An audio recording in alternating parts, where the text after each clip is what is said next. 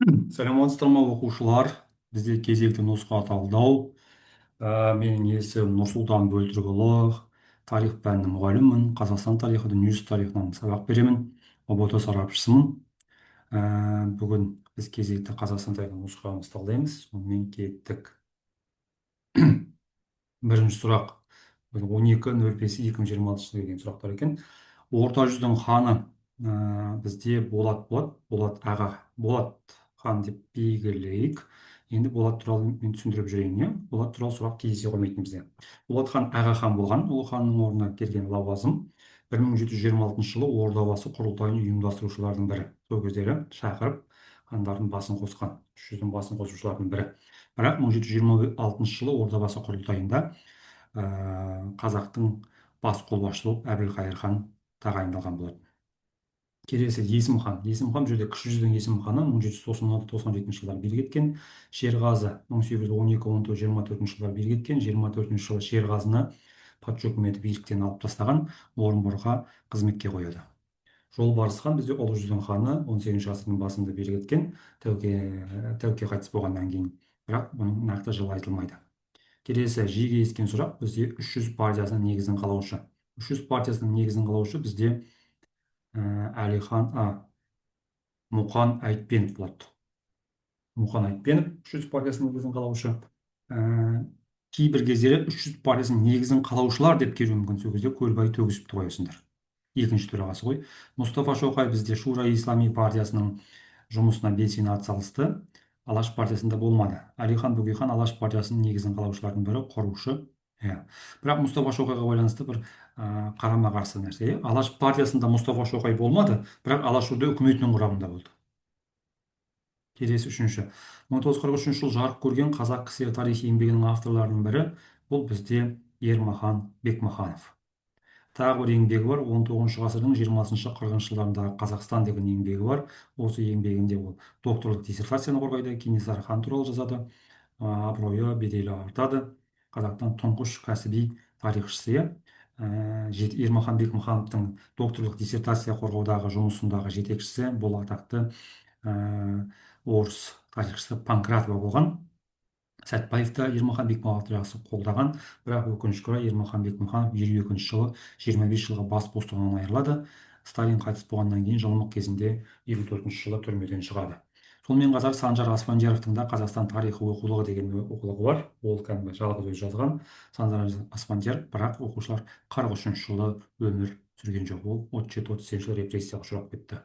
Әлімхан Ермековтің бізде қазақтан шыққан тұңғыш математик, кәсіби математик тұңғыш, ол математика курсы деген кітабы бар. Сонымен қатар математиканың қазақша терминдері деген де кітабы бар. Бұл 11 класстың кітабында ұбт-та кездесіп қалуы мүмкін сұрақтардың бірі. Мұнан мысалы математика курсы бір рет кездескен. Қаныш Сәтбаев алгебра оқулығының авторы.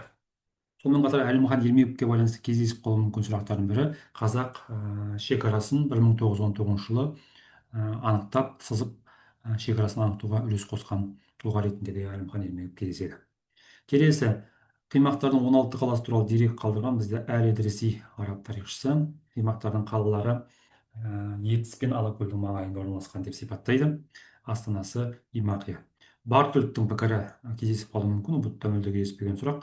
10 ғасырдағы араб географтары түркілерді исламға мүлдем жат халық ретінде сипаттайды деген. Жан-Поль Ру да ұбт-та кездесіп көрген жоқ. Бұл жалпы тәңіршілік туралы айтқан адам. Тәңіршілікті бір құдайға табыну деп сипаттайды. Махмұд Қашқари туралы білесіздер. Оғыздардың 24 тайпасы болғандығын айтты, түрік тілдерінің сөздігін зерттеді, түріктің бірлігін зерттеді.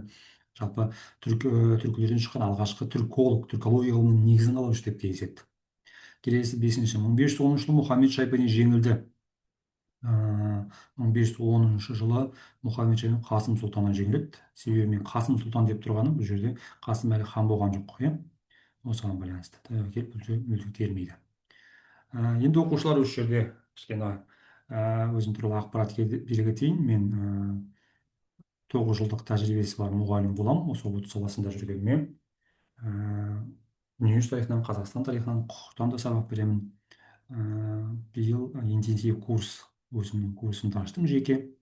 Қазір сонымен жұмыс жасап жатырмыз. 3-4 ай болды. қазір курсқа бізде оқушылар тіркеліп жатыр, сұраныс көп.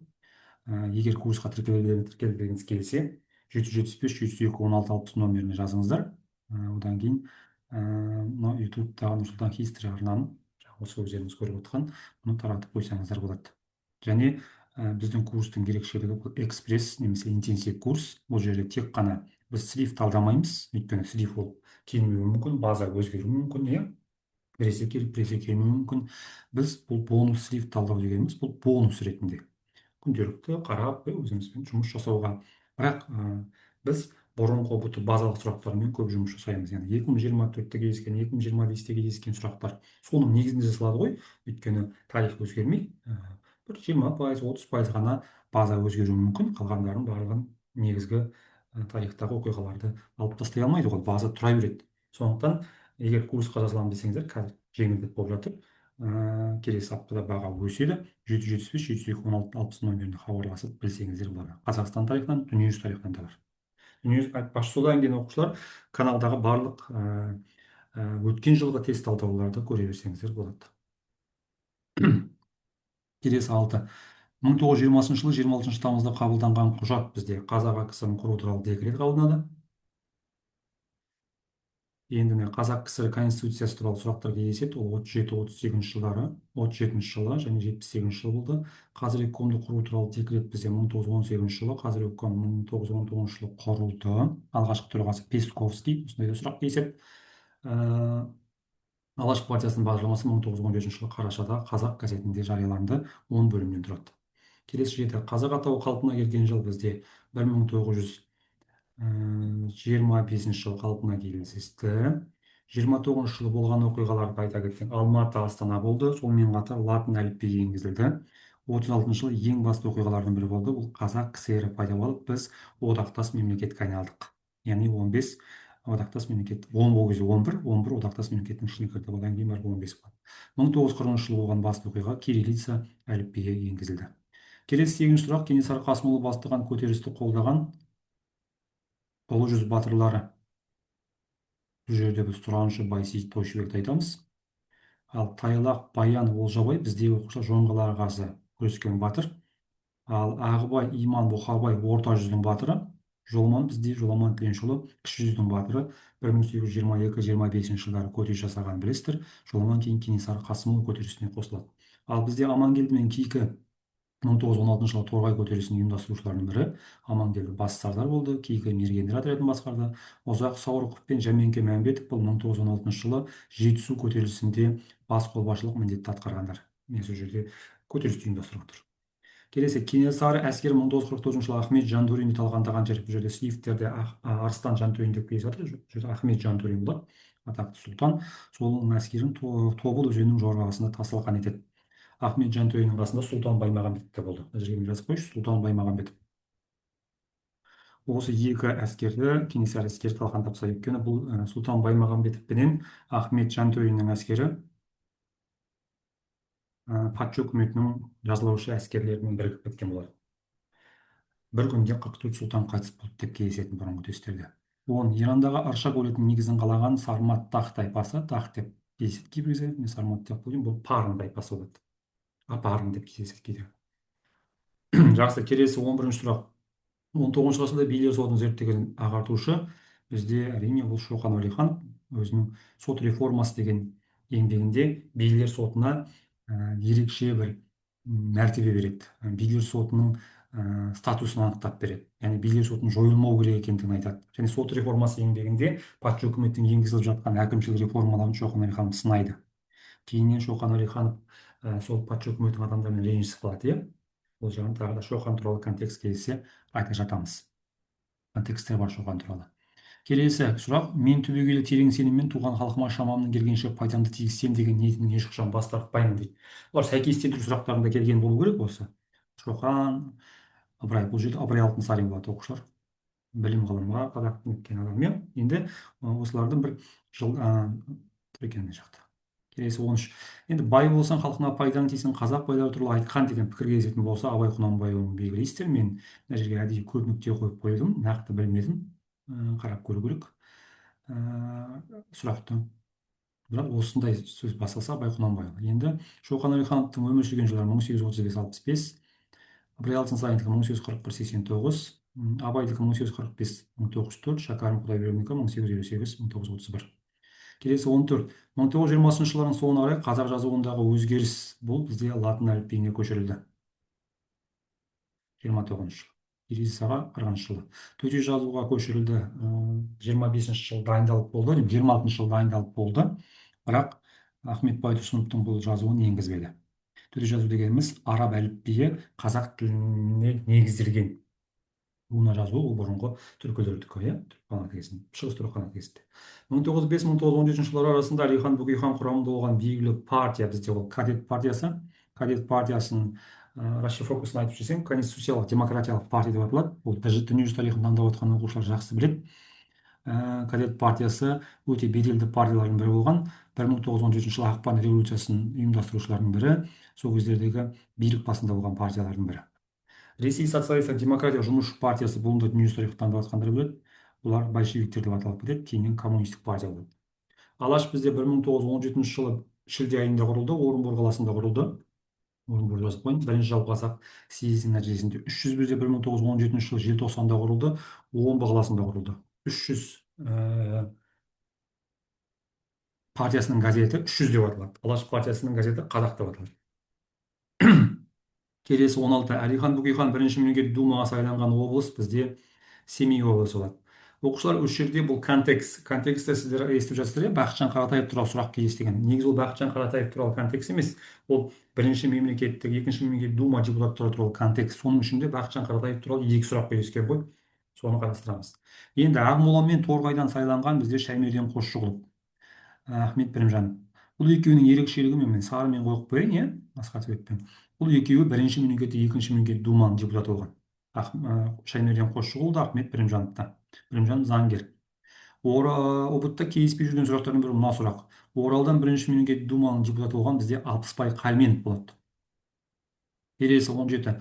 Міне, Бақытжан Қаратаев екінші мемлекеттік думаға сайланған облыс бізде Орал болады, екінші мемлекеттік думаға. Ал Ақмоладан Шаймерден Қосшығұлов сайланды, Семейден Темірғали Нұрекенов сайланды, Жетісудан Мұхамеджан Тынышбаев сайланды. Келесі 18. Думада ресейден шаруаларды Қазақстанға қоныс аударту саясатының қазақтар үшін өте жағымсыз, ауыртпалықты болып отырғаны туралы арнайы баяндама жасайтын Бақытжан Қаратаев жасайды. Және ұбт-та кездесуі мүмкін сұрақ, Сәлімгерей Жантөрин Уфадан сайланды. Бірақ бұл бірінші мемлекеттік думаға сайланған. Келесі тағы бір контекст осындай қайталанып жүрген, ол батыс түрік қанаты туралы. Жалпы батыс түрік қанатының өмір сүрген жылдары 603 пен 704 жылдары, 7-8 ғасыр. Батыс түрік қанатындағы жоғарғы лауазым бізде жабу болады. Ал енді жабу кейде бірге тұратын болса, шат, елтебер деген де лауазымдар бар. Сұлтан бізде қазақ хандығында болған лауазым, ханнан кейін тұрғандарды сұлтан деп атайды. Шат түтік қимақтардағы тайпа басшысы, Тархан Моңғол империясындағы Шыңғыс ханның арнайы берген лауазымы, өзінің құқығы бар. Егер 9 рет қылмыс жасаса, оның 8-і кешіріледі деген бір құқық бар ерекше. Келесі батыс түрік қанатындағы тар тұсында болған өзгеріс бізде түпкілікті жеке мемлекетке айналды болады. Он оқудың жүйесін енгізген қаған бізде Ешпар Елтеріс. Ешпар Елтеріс он оқудың жүйесін қайттан енгізеді. Негізі он оқудың жүйесі бұрыннан болған. Кейін азырақ кеткен ғой, сол жерде кітапта кішкене сәл дұрыс жазылған, осылай жазылған, бірақ былай жазған дұрыс еді. Он оқудың жүйесін қайтадан енгізген десе, қайта құруға тырысқан десе Ешпар Елтеріс болады. Бірақ Ешпар Елтеріс Нушеби тайпасының көмегімен билікке келеді. Әрине оны дулылар жақтырмайды. Сөйтіп дулылар мен Нушеби арасындағы тартыс осымен бітпейді. Олар 20 жыл бойы бір-бірімен соғысады. Осыны пайдаланған Қытай батыс түрік қанатының шығысынан басып кіріп Жетісуды басып алады. Сөйтіп батыс түрік қанаты ыдырайды, олардың орнына түркештер күшейіп, дулылармен бірігіп Қытайларды жеңіп кетеді. Түркеш қанатының негізін қалаған бізде үшілік қалған. Келесі осы контекст бойынша енді мынандай сұрақ келесіп жатыр. Батыс түрік қанаты ыдыраған соң Қазақстанның батысында құрылды. Сәйкестендіру сұрағы болды оқушылар. Сонда Қазақстанның батысында құрылса өгіз мемлекетін қоясыңдар. Батыс түрік қанаты ыдыраған соң Еділ мен Кавказ жағында құрылған десе, Имақ қанатын қоясыңдар, Хазарға қанатын қоясыңдар. Батыс түрік қанаты ыдыраған соң Қазақстанның солтүстік шығысы орталығында құрылған десе, орталығында құрылған десе, имақ қанатын қоясыңдар. Батыс түрік қанаты ыдыраған соң жетісуда құрылған десе, бізде түркештерді қоясыңдар. Бұл сәйкестендіру сұрағы, осылай да қоя салуға болады. Келесі 23. Батыс түрік қанатының қысқы ордасы. Бұл бізде Суяб қаласы болады. Суяб қаласы Шу өзенінің бойында орналасқан. Мыңбұлақ бізде жазғы ордасы Түркістан қаласының маңайында орналасқан. Күнгіт бізде түркештердің екінші астанасы Іле өзені бойында орналасқан. Яңгигет бізде Сырдария өзенінің төменгі ағысында орналасқан. Бұл Оғыздардың астанасы. 24. Қаңлылардың негізінен өмір сүрген аймақ бізде Сырдария. Келесі жетісуда өмір сүрген ежелгі тайпа бұл Үйсін. Енді мына 24 пен 25-ті былай қоюға болады. Иә, Сырдарияда өмір сүрді қаңлылар, Сырдария маңайында. Жетісуда өмір сүрді Үйсіндер, Алтайда өмір сүрді ғұндар, орталық Қазақстанда өмір сүрген, олардың алдындағы сақ тайпаларының ішіндегі исидондар. Мұртты олардың қалдырып кеткен, иә, тасмала мәдениетін қалдырған. Келесі 26. 20 ғасырдың басында қазақтар нарыққа көбіне шығарған өнімдер бұл мал өнімдері.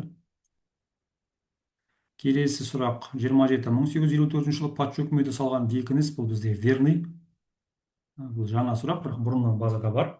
Ең басты патша үкіметінің жетісуды отарлауындағы бекініс Алматы деп атаған қазақтар кезінде, иә. Кейіннен Верный атауын қазақтар қайттан өзіміздің бұрынғы Алматы атауына ауыстырды. Қапал бекінісі бізде салынды. Бұл Талдықорған қазіргі.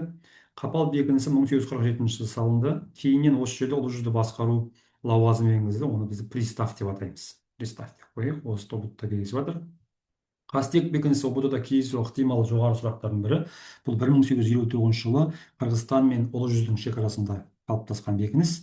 Ақмола бұл ұлы жүздің территориясында емес, бұл жетісуда емес, бұл орталық Қазақстанда 1832 жылы салынған округ. Алғашқы сұлтаны Қоңырқожа Құдаймендіұлы деген сұлтан Ақмола округінің сұлтаны болған. Кейіннен 1838 жылы Кенесары әскері Ақмоланы өртеп жүреді.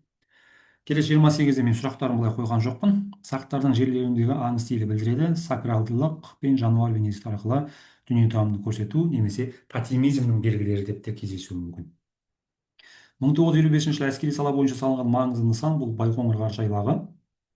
1961 жылы Байқоңырдың несі беделі артты, күшейді деп кездеседі, себебі маңыз артты деп кездеседі. Өйткені 1960 жылы Юрий Гагарин Восток деген зымыранмен, кемемен ғарышқа шықты, иә. Сөйтіп әлемде үлкен оқиға болды. Оны дүниежүзілік тарихтанып жатқандар біледі. Ғылыми техникалық революция деп атайды, иә. 57-61 жылдардағы оқиға. Бесеудің хаты жолданды. Енді осы жерде спорный сұрақ бар. Бесеудің хаты Сталинге жолданды ма, Голощекинге жолданды ма дейді. Голощекинге деп белгілейсіздер, екеуі қатар тұратын болса. Егер Голощекин деген ответ жоқ болса, Сталин деп белгілей беруге болады. Өйткені кітапта былай жазып тұр: бесеудің хаты жолданды, бастапқыда Сталинге жолданған болатын дейді. Кейіннен Сталинге бармайтын түсінікті болды да Голощекинге жіберген. Иә, Алтынбеков, Қуанышқалиев, Ғабит Мүсіреповтер жазды ғой. Ал Сталинге хат жазғандар бұл Тұрар Рысқұлов пен Ораз Исаев болды.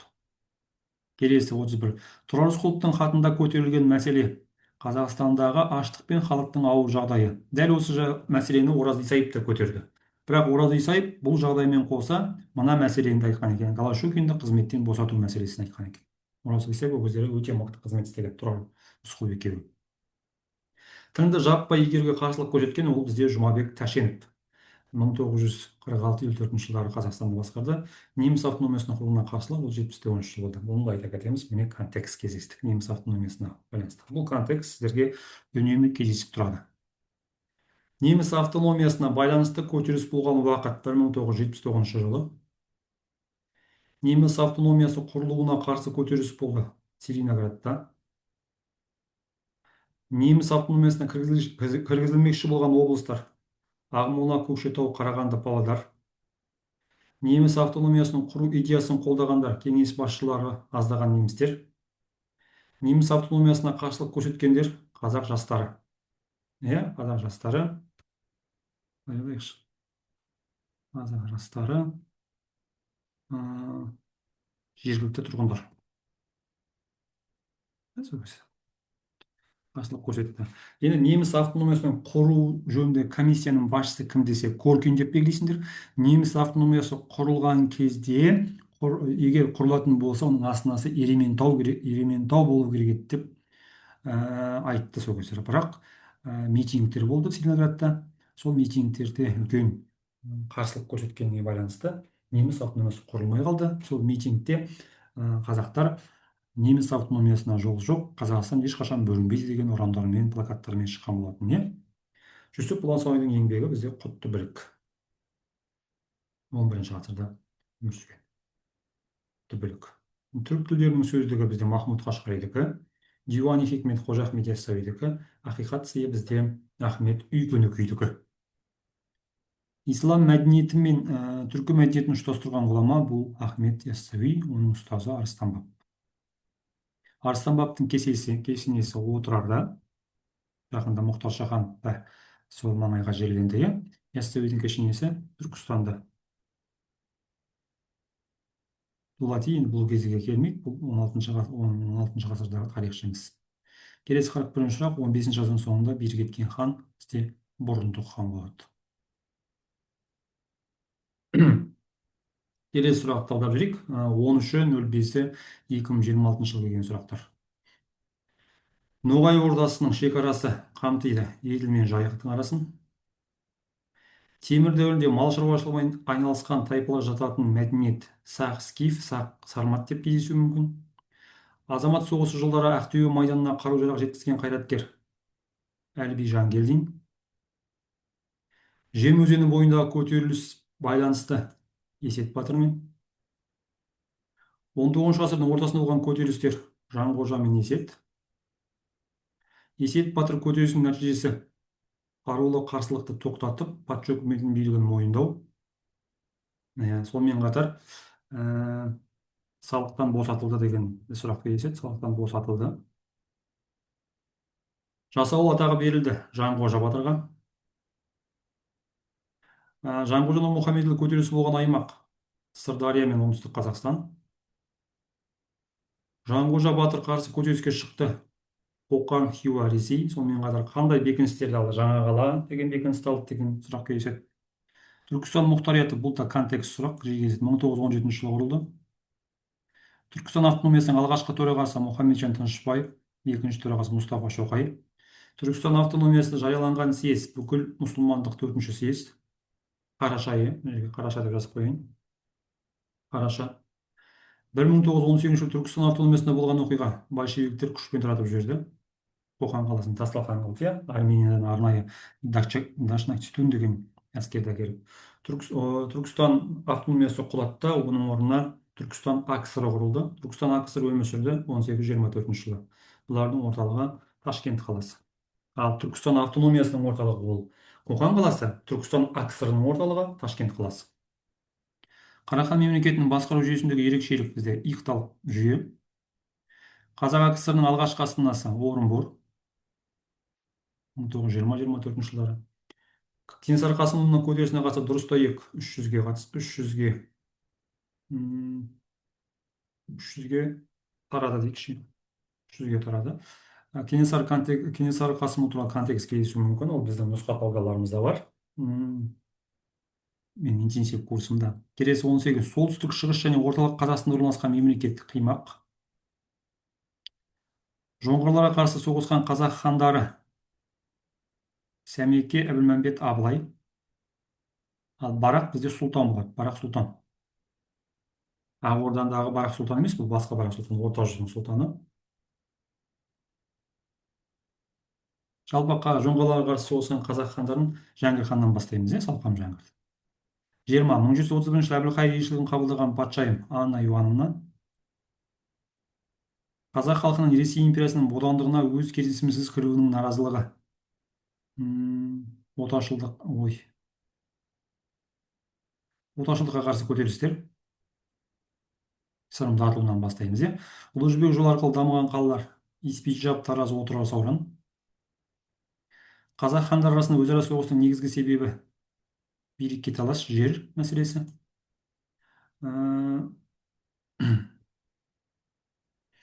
Мына жерде бір сұрақ кетіп қалған аудио. 24-ші сұрақ бұл жерде анау 1930 1940-шы жылдардағы кеңес билігі. 1930 1930 1920-ші жылдардағы бір партияның